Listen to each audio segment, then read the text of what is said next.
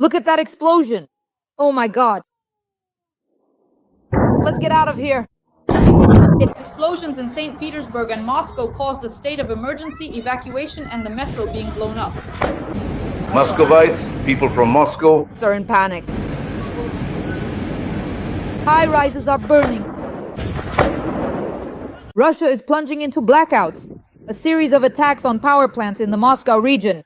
God, I hope no one was killed. Oh my God. There was just smoke. Oh my God. Fire. Russian air defense, while shooting down Ukrainian drones, is hitting its own targets. Missiles, including advanced missiles. Are blowing up Moscow skyscrapers. That building got hit in the corner and now smoke is coming out. Is it on fire or what? Sheremetyevo and Domodedovo airports are not operating. There's a lockdown there. The Dyagilevo and Saki airfields have been blown up. It's really burning over there. You can see the flames. Putin's strategic aviation. The Tu-95s are under attack. Let's discuss all this with the President of the Assembly of the Peoples of the Caucasus, Ruslan Kutayev, on November 7th. The digit 7, which is also known as the number 7. November, Reuters reports that after the strikes, the port in Tuapse has halted fuel exports.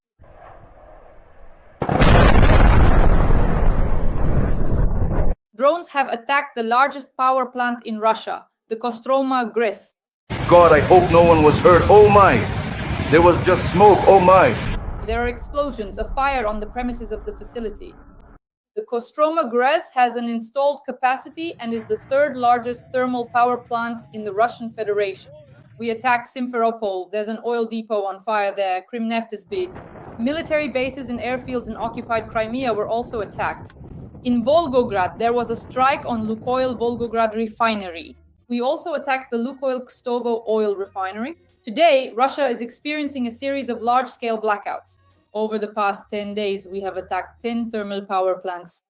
The first blackout occurred in the Moscow region, and there are also protests. In the major key cities, Moscow and St. Petersburg, musicians, migrants, and even Russian nationalists. What's happening? Is it a revolution or not?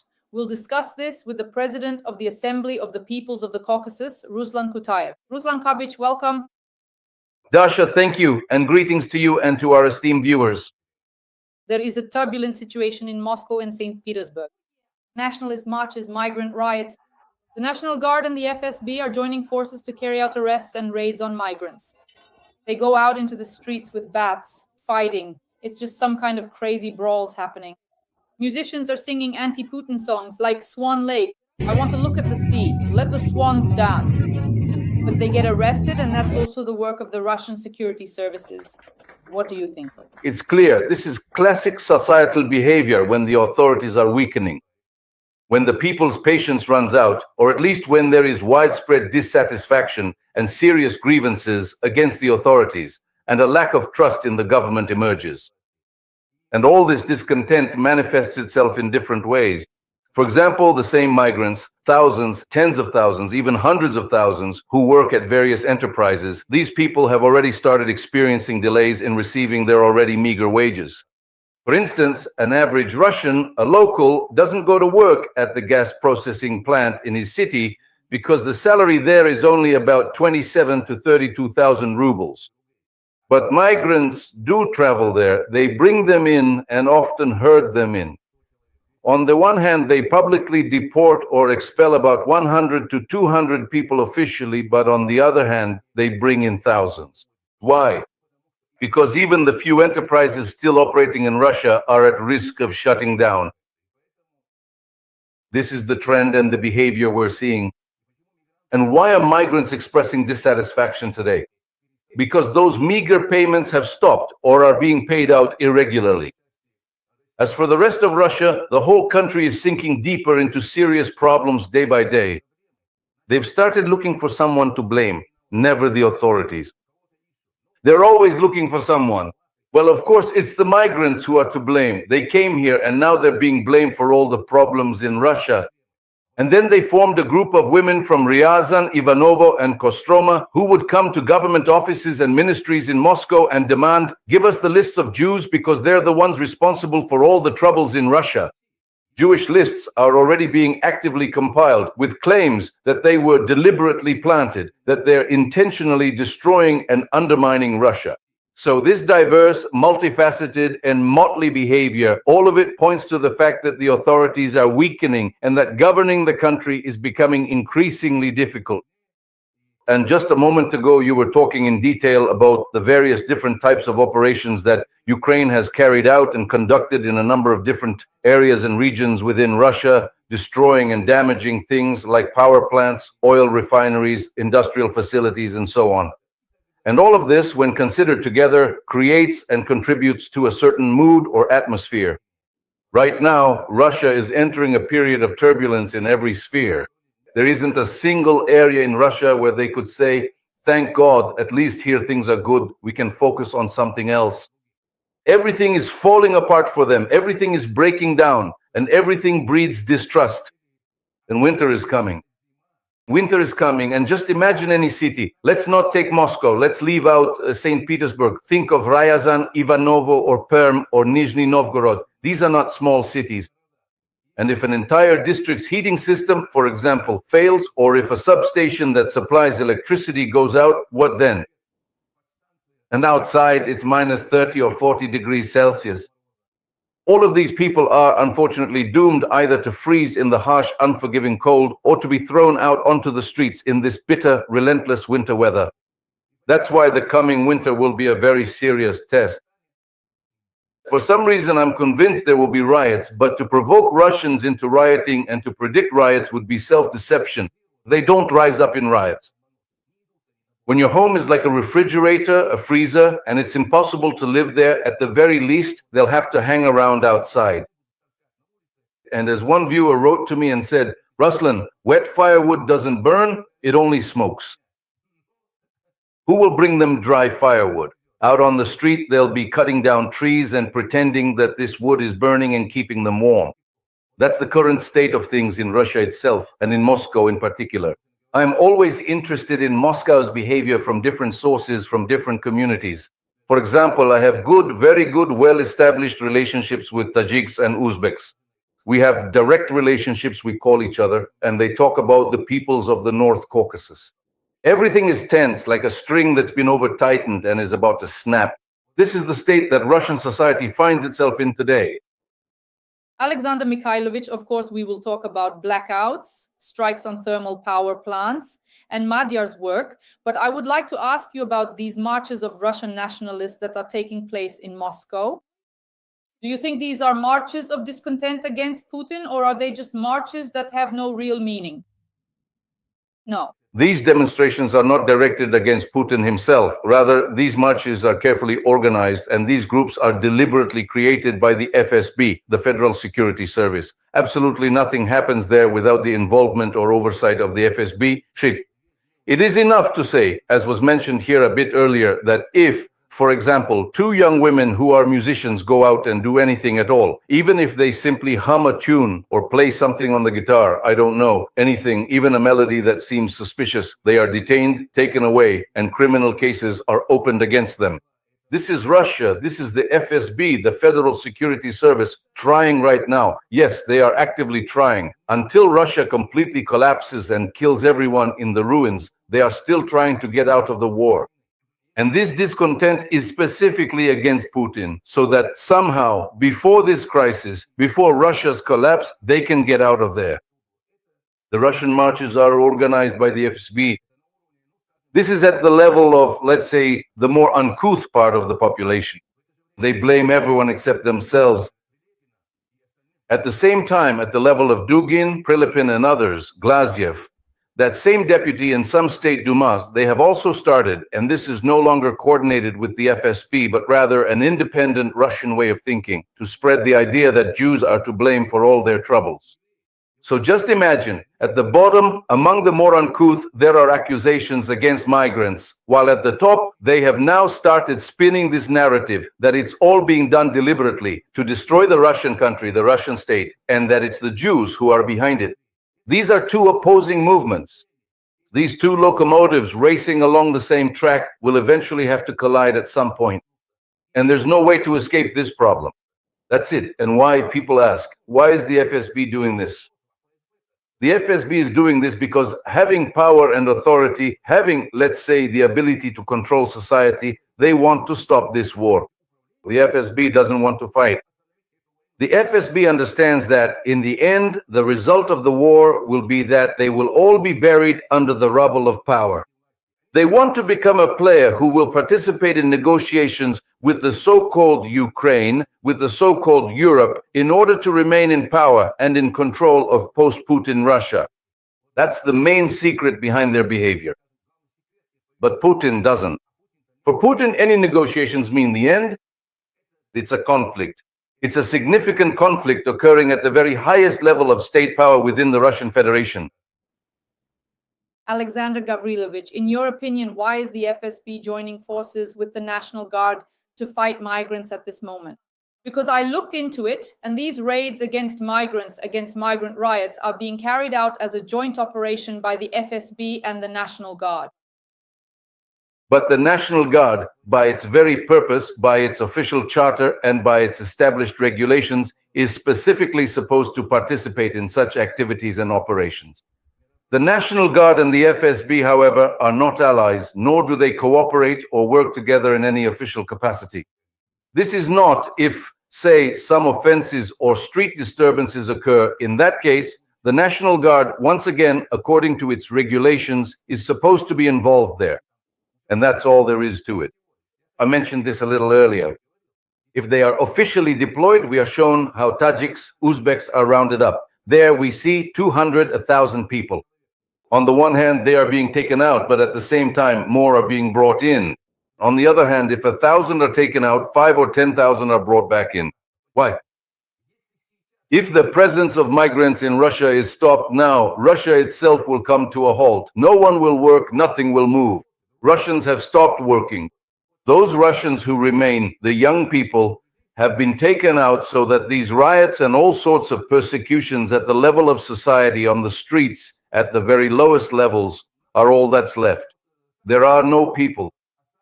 And in order to get anything done, migrants are needed. Now let's move on to the attacks by the armed forces of Ukraine. As a result, one of the largest electrical substations, the Kostroma GRES, was destroyed and attacked. We know that almost 10 thermal power plants have been attacked in the last 15 days. Madhya is operating flawlessly. We are attacking oil refineries, power substations, and accordingly, we are attacking oil terminals like in Tuapse, which has completely suspended its operations. How do you assess the strikes by missiles and drones on Russia's energy sector?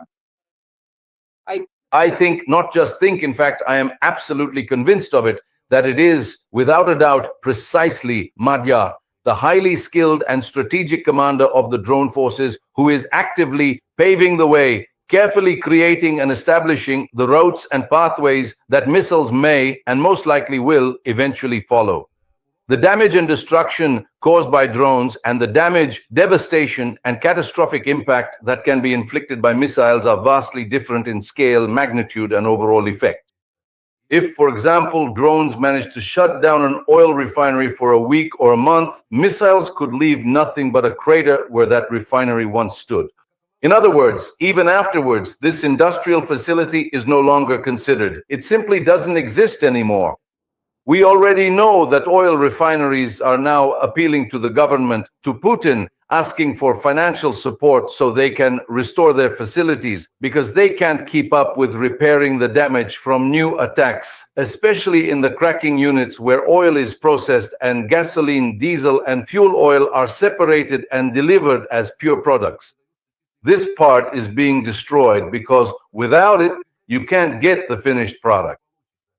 It's a very important part. You can only buy this part of industrial production either in Europe or in the United States of America. It's impossible to officially purchase it elsewhere. Just imagine you buy it through some 10th or 53rd party, bring it in, restore it, and then there's another strike, a greeting from the Magyar, and destruction.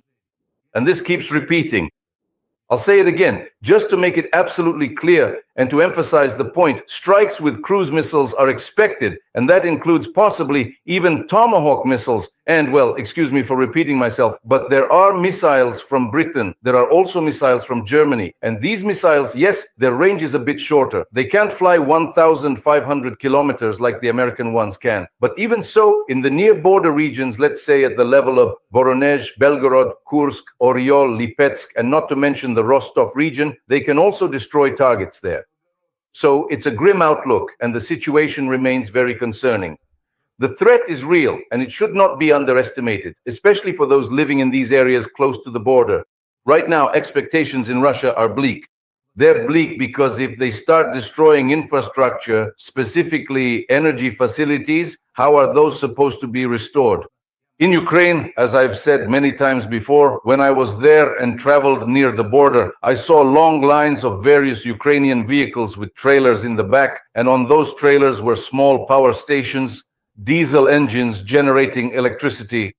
The resourcefulness of Ukrainians, they find ways out of difficult situations. They don't rely on Zelensky. They don't ask anyone else for help. They solve their own problems. And of course, that's a big help for the Ukrainian state. In Russia, it's different, especially among Russians. Historically, they're used to having a master, some kind of feudal lord, or the Russian authorities, Putin, solve all their problems for them. I understand non-Russians like Chechens or people from the Caucasus, they, just like Ukrainians, have learned through life to solve their everyday problems themselves. They will find a way out of any situation, but Russians from Bryansk, for example, they just wait for the authorities to come and take care of things, but the authorities don't have the means. And from all this, it follows that Russia is now facing very serious problems. And that makes me very happy, to be honest with you. Let's move on to international politics. The Pentagon has approved the transfer of Tomahawks to Ukraine, but Trump has so far said no. And here is the main question. Why, in your opinion, is Trump saying no? When will he say yes? And how will that change the course of the war? Trump is blackmailing Putin. From the very beginning, you and I have talked about this many times here on this platform. Even at the very beginning, when Witkoff and Kirill, Putin's special envoy, and Dmitriev met there, Putin promised something to Trump. Trump knows for sure that if he capitulates on Ukraine, he will get something in return. An asset, I assure you, a considerable asset. And here, well, forgive me, as they say in one joke, Kirilo Budanov does not agree. That's it. That's the argument. Ukraine does not agree to be capitulated.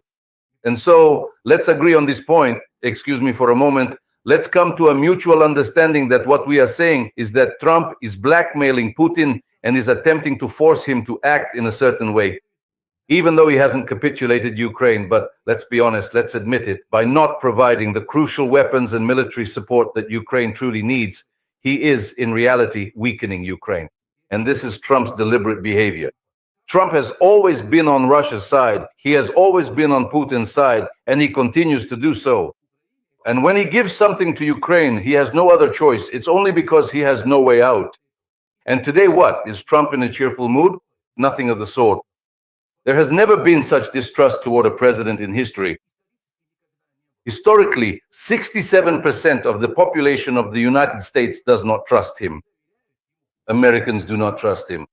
To get out of such a crisis, he truly has a great deal to do. And that is precisely why I, like all of us, am waiting for him to send Tomahawks. In the end, he will inevitably be forced to provide those Tomahawks because Ukraine will continue to defend its country, standing strong and determined. They will keep fighting, keep waging war for their country. And in order to truly stop this war, he will have to do it by force. And what kind of force is that? Force is when Ukraine puts such pressure on Russia that it actually starts to fall apart, that Russia begins to collapse. We haven't even talked about the economy yet. Russia's economy is much stronger, much more significant than the front, because there, things are in decline. Newton's law, the law of free fall, is at work there. The economy is in complete free fall. And so, all things considered, it shows that the situation in Russia is very bad, but they refuse to admit it. And now Trump is blackmailing them. He's blackmailing them, but so far, you see, he hasn't done anything. Slava Gavrilovich, a very important topic is Venezuela. We don't know whether the Maduro regime will be overthrown now. How exactly? The Washington Post, New York Times, Wall Street Journal, and Politico have all published articles saying that Trump has only three scenarios on the table, three options for a military intervention or special operation against the Maduro regime. It is reported that most likely Maduro might flee to Russia, and here is the main question. Do you think that the Maduro regime could fall in the near future, which would mean that Venezuela would establish new economic relations with America, the oil market would change, oil prices would catastrophically drop, and Putin simply wouldn't have the money to wage war against Ukraine? Let's break everything down step by step. It's not as simple as the media makes it out to be. Today, Trump is in a very difficult situation, as I mentioned earlier. Let's go back a little bit. The Nobel Peace Prize, which Mr. Trump was aiming for, who actually received the Nobel Peace Prize? It was awarded to the lady who leads the opposition in Venezuela. In other words, these people who influence global processes needed to make a statement. They needed to present this lady as a significant figure. And they did just that. By doing so, they signaled that there is an opposition in Venezuela, that there are people trying to overthrow Maduro. Now let's return to the United States of America. Trump is not trusted. Right now, there is complete disillusionment with the United States itself. What, above all, is considered a sign of prosperity for Americans? I want to remind our viewers about this, though I'm sure they already know. Gasoline and diesel prices at the pump are an indicator of whether the government in America is fulfilling its commitments or not. Yesterday, literally just yesterday, there were mayoral elections in New York City and in two states, New Jersey and another state, where the Democrats won. Trump is suffering defeat, and that's why he needs Venezuela like air. Of course, he wants to get Venezuela in order to flood the market in the summer of 2026 with oil and wear and tear. He needs to lower the prices of petroleum products in the United States in order to sell this to Americans. I promised, I delivered, so that in these midterm elections in Congress, in the US Senate, the Republicans would get the majority. This is an operation of that kind. It's not because, let's say, Venezuela is selling drugs. Let's take American experts. They just took it and explained. Those boats that they shot at sea, they say that in order to make it to Miami, they would have had to refuel 3 or 4 times along the way. The people who survived the sinking of those boats didn't even file any complaints against them. Why? There were no drugs there. It's made up. They're just making this up to justify occupying Venezuela. And now let's get back to that part. Why is that? Trump took over Venezuela without any resistance. Well, excuse me, maybe Trump didn't take that into account, but the situation has changed. I want to remind you, a week ago, a Russian heavy cargo plane, an Antonov 24, landed in Venezuela. It's already been confirmed that they transported S-300 and S-400 systems there, and they also deployed Wagner PMC operatives by airlift. I want to remind our viewers that Venezuelan ships have been spotted off the coast of Iran after being loaded for several weeks, and then there's China. And China has clearly shown its stance, indicating that it supports Venezuela. So what do we have now? America essentially wants to overthrow Maduro, and to do that, they need to take control of Venezuela. But now there are 3 players involved: China, Russia, and Iran. And they are not just going to protest for the sake of it. They have actually started arming Maduro now. And in order to service, say, the same missile defense and air defense systems that they will be supplying there, they also need to send specialists. So things are getting more complicated. Trump wants to get everything done very simply.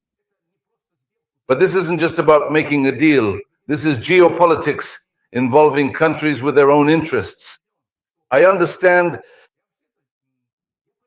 that Venezuela is under a Caribbean crisis. We remember how it was 50 years ago and now. I understand that America will win, but is that really a victory? What does it mean to win? That they will overthrow Maduro, send the oil to America, and prices will drop. Is it really in our interest when prices fall, when oil becomes cheap? This is good for Ukraine, but we need to understand the reasons behind it. Who is the initiator of all this, and what side effects there might be in the geopolitical behavior of other players, primarily Russia, Iran, and China? That's how it is. I would briefly and quickly give an assessment of what is happening now and what actions might result from all this. Yes. It's very important that we discuss this. Friends, please like this video and write a few kind words in support of Ukraine in the comments. There are 800,000 of us. We did it. Thank you so much. It would have been impossible without you. President of the Assembly of the Peoples of the Caucasus, Ruslan Kutayev, Ruslan Muhammadovich, I sincerely thank you and, as always, see you next week. All the best, Dasha. Take care. Dear viewers, we truly need to get Dasha to an amazing milestone of 1 million subscribers by the end of the year. Let's all work together on this important goal and, of course, give Dasha a special New Year's gift.